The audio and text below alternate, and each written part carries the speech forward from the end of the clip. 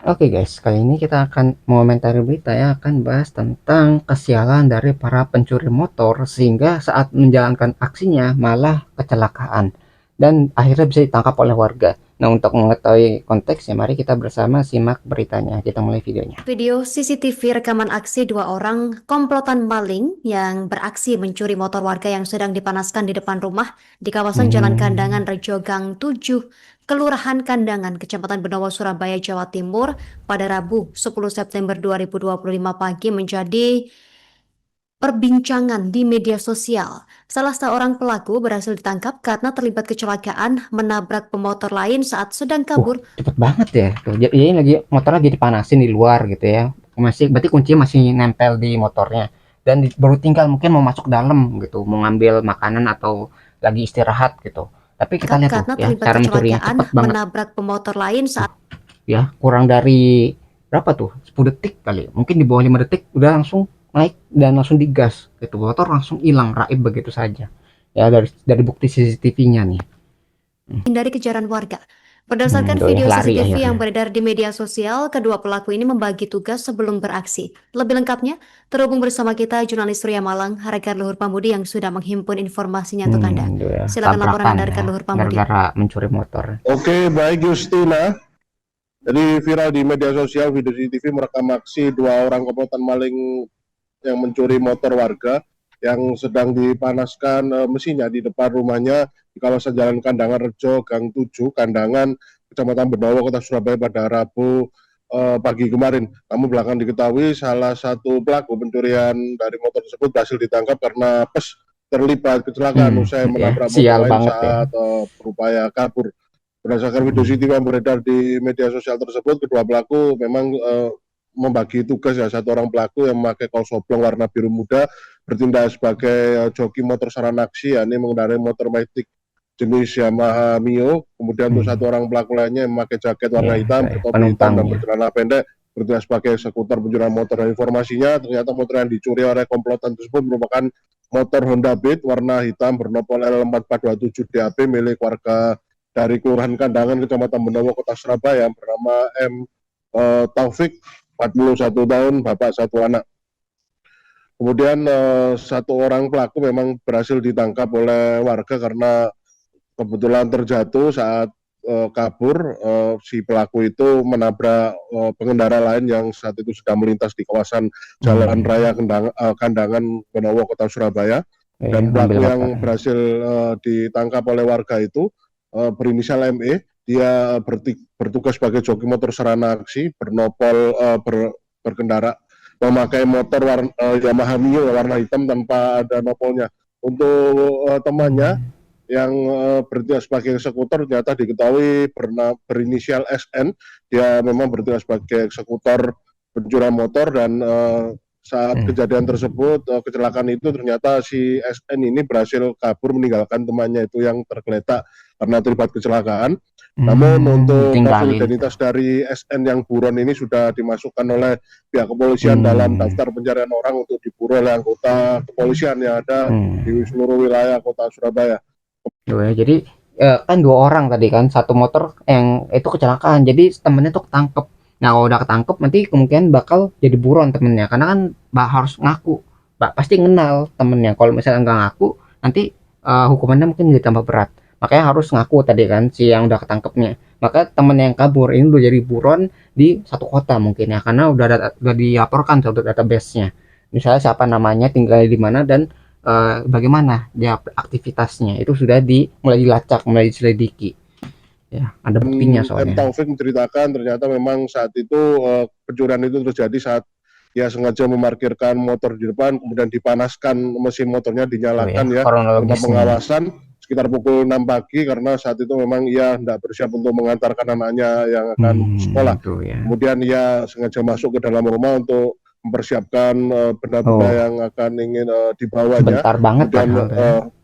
ia keluar uh, selama di dalam rumah yang dalam durasi waktu 5 menit.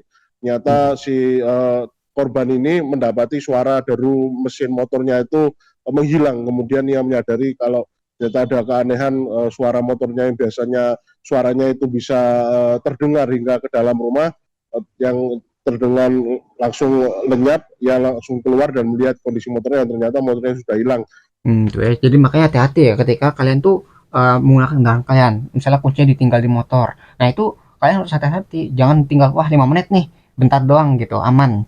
Nah, padahal tadi ya pencuri itu ya bisa mencuri di bawah 10 detik. Tadi ya dengan turun motor langsung digas. Itu udah hilang motor kalau misalnya kita nggak berhati-hati. Jadi jangan kita tuh beranggapan semuanya aman.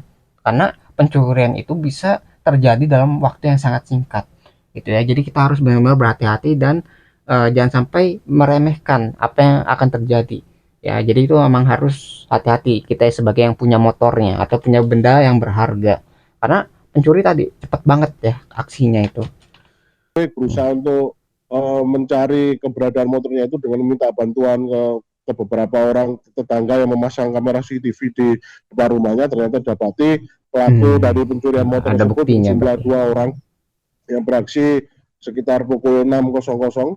Jadi tak lama setelah si korban atau Taufik ini menyalakan motor untuk dipanaskan di depan rumah.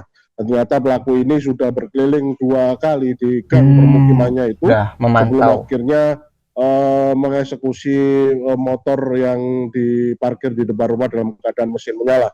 Kemudian Ya, jadi kondisinya sepi gitu ya, muter dulu nih sekali, aman gak nih, ada orang gak nih gitu. Kalau misalnya dimuter sekali lagi nggak ada orang, wah ini bisa diambil itu. Jadi pinter juga ini ya mengawasi situasinya ya, karena lagi sepi tapi kan sekitar jam 6 pagi ya, sebelum berangkat ke sekolah itu orang kan masih banyak yang belum keluar gitu, belum beraktivitas di jalan. Makanya itu bisa menjadi kesempatan juga. Jadi udah mas sepi, kuncinya gantung di motor, terus tinggal ngambil aja ya. Jadi itu kesempatan tuh bisa menimbulkan tadi ya pengambilan motor tadi ya. Jadi ada kesempatan sehingga bisa diambil kesempatannya sama para pencuri ini. Taufik atau korban ini berusaha untuk mencari ke arah mana ke para pelaku ini kabur, dan ternyata lari ke kawasan arah jalan utama, jalan raya Kandangan, jalan raya besar ya yang ada di dekat permukiman tersebut. Dan ternyata selama penyusuran dari lokasi tersebut, M Taufik mendapati ada informasi ternyata ada kecelakaan yang berada tepat di depan Gapura RT 1 Kelurahan Kandangan. Oh ya, berarti masih beruntung orangnya ya. Jadi pagi mau keluar gapura kecelakaan. Jadi sebelum masuk ke jalan sebelum jauh gitu, itu udah ketangkep dulu. Nah ini mungkin beruntung juga yang punya motornya. Itu ketika motornya dicuri, ternyata motornya itu masih bisa diamankan. Sekitar kurang dari 1 kilometer dari rumahnya itu.